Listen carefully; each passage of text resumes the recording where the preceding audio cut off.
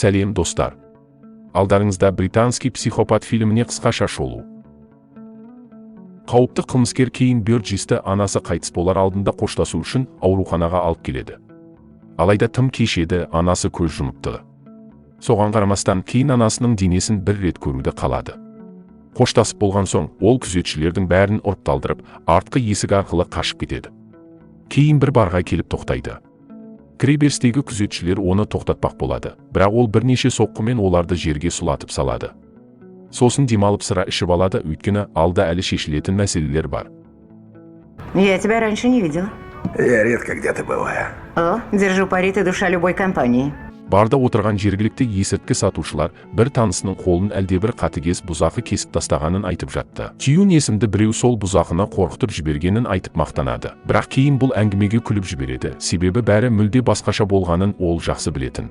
Ты свалил задолго до приезда полиции. Чего? Бежал, роняя тапки, вот чего. Тебя шрамов нарыло добавить стоит, тварь! Сол оқиғаның шындығын кейін өзі баяндап береді. Қара нәсілді есірткі сатушы Рук көшедегі біреуге тиісіп еді. Соның кесірінен сол сәтте ақ қолынан айырылады. Ал Тюн болса зіп беріп қашып кеткен. Рукты өлтірген Кейннің өзі болатын. Қазір ол Руктың достарына қару кезеніп тұр.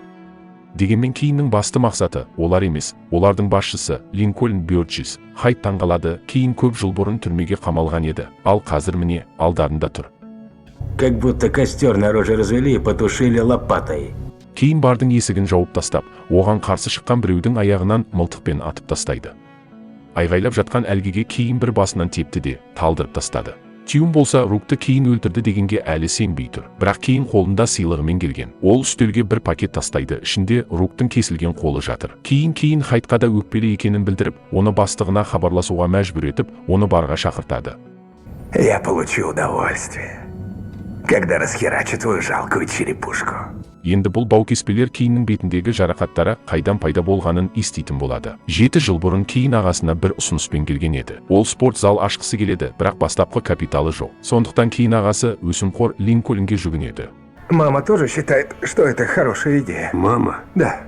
Я очень люблю маму. Бірақ Линкольннің қатаң бір ережесі бар, туыстарға қарыз бермейді. Оның үстіне Кейн бір үлкен қателік жасаған. Ол жақында өткен бокс жекпе-жегінде жеңілуі керек еді, бірақ қарсыласын нокаутқа түсіріп, олардың бәрі көп ақша жоғалтып алады. Соған қарамастан, Линкольн бір шартпен көмек беруге келіседі, Кейн бір істі атқаруы тиіс. Қылмыс әлемінен алшақ болуға тырысқан Кейн бұл ұсынысты амалсыздан қабылдайды. Сол күні Мейбл есімді бір әйел кеңседен бір пакет алуы керек, ал Кейн оның соңынан еріп сол пакетті тартып алуы тиіс еді. А если она будет сопротивляться, ты ведь и ее сможешь нокаутировать, верно? Осылайша Кейн Англиядағы ең қатыгез және қатыгез қылмыскерлер отырған түрмеге түседі. Бұл жерді жайдан жай етті үгітетін машина деп атамайды. Бір күні душқа бара жатқанда оған бір ірі денелі тұтқын тиіседі. Жаңадан келген Кейн өзінің бокс шеберлігіне сенеді. Оны жеңу оңай болмағанымен Кейн әлгіні құлатады. Бірақ сол сәтте ақ біреу оны пышақпен жаралайды. Жауынгер рухымен Кейн оны да ұрып соғып тастайды. Артынша төбелеске басқа тұтқындар араласып, Кейнді ұстап алып, тістерімен баспалдаққа жатқызып тастайды. Кейннің шүйдесіне тиген аса қатты тепкі оның алдыңғы тістерінен айырады. Ауруханада оған темір тістер орнатылды. Содан бері оның күлкісі ерекше әсерлі болады. Они мне нравятся. Я страшен, как 100 чертей. Сол күні түрмеге кенже ұлын көруге анасы келеді. Әйел қатты ренжіді, өйткені ұлы үнемі басын қатерге тігеді. Я надеялась, ты чему-то здесь научишься. Что в тебя вколоть ума разума? Вколачивать не по-детски, можешь не переживать об этом. Тут не... Анасы Линкольннен көмек сұрағанын, адвокат жалдауға ақшасы жоқ екенін айтады. Алайда үлкен ұлы өзі кінәлі, көмектеспеймін деп қатты жауап берген екен. Ол тіпті інісіне бір ретте келіп көрмеген. Сондықтан Кейн тек өзіне ғана сенуге мәжбүр болады. Бір себеппен басқа тұтқындар оны қалайда өлтіруді мақсат етті. Қан-жоса қақтығыстардың бірінде Кейн бетіндегі алғашқы терең тыртығын алады. Оны күзетшілер тоқтатқанымен бүйрегіне тоқпақпен қосып ұрып жібереді. Өзін қорғағаны ешкімді қызықтырмады, сондықтан Кейнге тағы бір жыл мерзім қосылады. Кейн бәріне көніп, жаттығуын жалғастыра береді. Оның бүкіл жаза мерзімі бітпейтін шайқас болады. Ол тек соғыс машинасына айналғанда ғана аман қалды. Уақыт өте келе Кейн дене ауырсынуын мүлде сезбейтін болды. Бұл түрме төбелестерінде үлкен артықшылық еді. Бірақ оның жанын жегідей жеген бір сұрақ болды. Неге бұл түрмедегі әрбір оңбаған оны өлтіргісі келеді? Бір күні кейін жеңген тұтқынның аузынан шындық шығып қалады. Бұл тапсырысты оның туған ағасы берген екен. Кімнің қолынан кейінді өлтіру келсе, соған 20 000 фунт сыйақы уәде етілген. Бәрі ақша үшін істеген. Кейіннің өмірін тозаққа айналдырған. Сол Линкольн түрменің асханасында нағыз гладиатор алаңына айналдырған. Сол. Бір күні кейіннің бетіне қайнаған су шашып жібереді. Шабуылдаушы бұның жетіп артылатынына сенді. Бірақ кейін одан сайын ашуға булығып, тіпті сымбаттырақ бола түседі. Сол төбелестен ол әзер тірі қалады. Сыйлығы 5 апта, жеке камерамен тағы 2 жыл мерзім. Пошел ты в жопу. Оқшауланғаннан кейін де тіршілік үшін күрес жалғасты. Жаңа тыртықтар, денеде жаңа жарақаттар. Бір күні кейін шектен шығып, бір тұтқынды өлтіріп қояды. Тағы 1,5 жыл жеке камера қосылды. Жыл артынан жыл өте берді. Кейін тұтқындарды мүгедек қылып, күзетшілермен соғысып, үсті-үстіне мерзім қосып отырады. Анасы әлі күнге дейін түрмеге келіп жүреді. Бірақ енді ол бұрынғы ұлын тани алмайды. Кейін қатайып кеткен. Бірақ анасының рак ауруына шалдыққанын естігенде іштей мүлде құлазыды. Әйел Линкольнді жақсы көреді, өйткені ол үнемі көмектесіп, қамқорлық танытып жүреді. Сол себепті кейін шындықты, яғни үлкен ұлының қандай нағыз оңбаған екенін айтуға батпады. Бірақ анасы қайтыс болғанда кейінді ештеңе тоқтата алмады. Лифтте ол қасындағы полицейлерді ұрып жығып, кісеннен босап шықты да, дәретханаға кіріп кеткен біреуді тонап кетеді. Бар ішіндегі қылмыскерлер ашуланды, олар да дәретханаға барғысы келді. А если я захочу по-большому? Посышь в бутылку, а в штаны можешь посрать.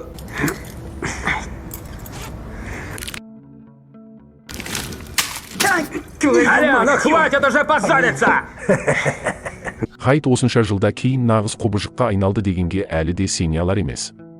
Сол күні кейінге бір сөмкені алып қашу тапсырылған еді. Ол сөмкені тартып алып, қаша жөнеледі. Бірақ Мейбл есімді әйел оның артынан қуады. Жолды кесіп өтпек болғанда Мейблді көлік қағып кетеді. Кейінді сол жерде полиция ұстайды.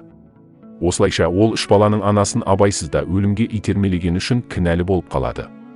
Тергеуші кейінге 3 жылдан бері оның қылмыскер ағасы Линкольнді бақылап жүргендерін айтады. Әлгі қаза тапқан әйел Линкольннің құрбаны әрі оның борышкерінің туысы болған. Қулықпен жасалған схема қарапайым еді. Қарызға белшесінен батқан адам беделді қылмыскердің тапсырмасын орындауға келіседі. Мысалы, ақша салынған бір пакетті жеткізу. Ал бұл кезде кейін секілді мықты біреу оны тартып алады.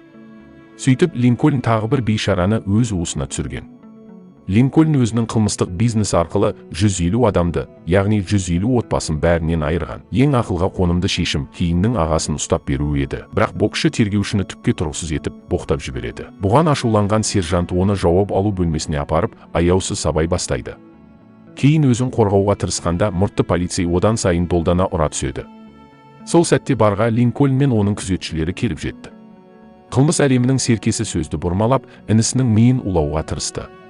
Главное, что ты на свободе.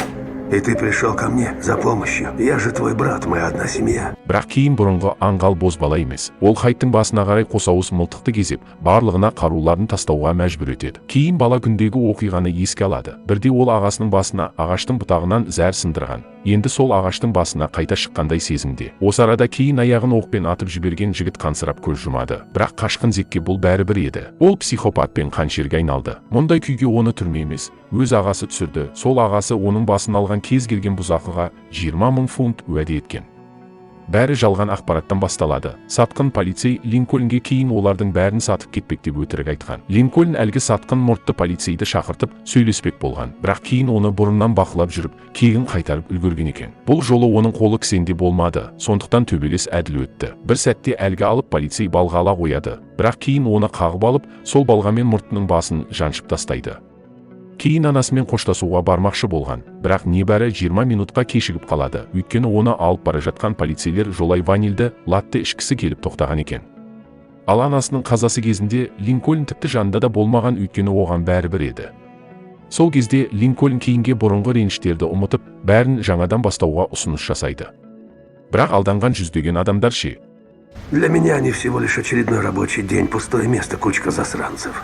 Хайт сол борышкер адамдарды ешкім емес, лайықтарын алды деп сөзбен қорлайды. Бұл сөздерден кейін ашуға булығып, Хайттың басынан атып жібереді. Ал ол Линкольн үшін туған інісінен де қымбат адам болатын.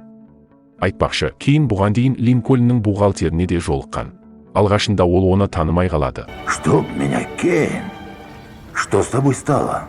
Бұрын тек 5 жылға сотталған жігіт түрмеде отырып жүріп, 20 жылға дейін мерзім қосып алған екен. Ол да мылтыққа жармасып көреді, бірақ кейін оны оңай тартып алады. Кейін оған ештеңе істемейтінін айтты, тек егер ол Линкольннің барлық ақшасын алуға көмектессе ғана. Оставь ему штуки 1,5, остальное переведем. Сол сәтте Линкольн 2 миллион фунтынан айырылды. Оның 1,5 мыңы фарфордан жасалған жаңа тістерге жетер деп қалдырылады.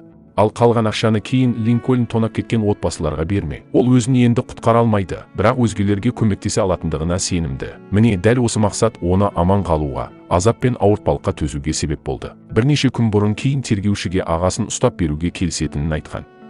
Бірақ бір шарты болған, оған анасымен соңғы рет кездесу мүмкіндігін беру еді. Черт, это не Эля Мачаслиная, Бесс. Потому что я тебе из поддона налила, сладкий.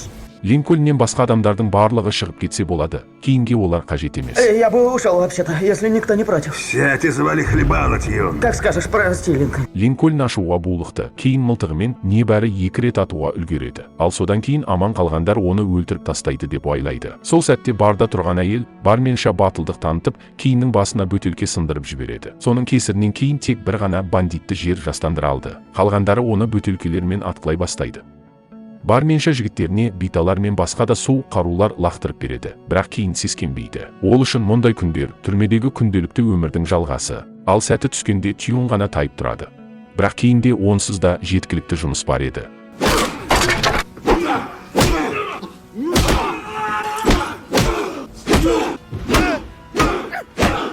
Белгілі болғандай Тюн қару іздеп кеткен, бірақ оны кейінге емес, абайсызда өз адамдарына қарсы қолданады. Кейін қаруды қағып алып, тағы 2 бандитті атып тастайды. Ақыры Тюн де басынан соққы алып құлайды.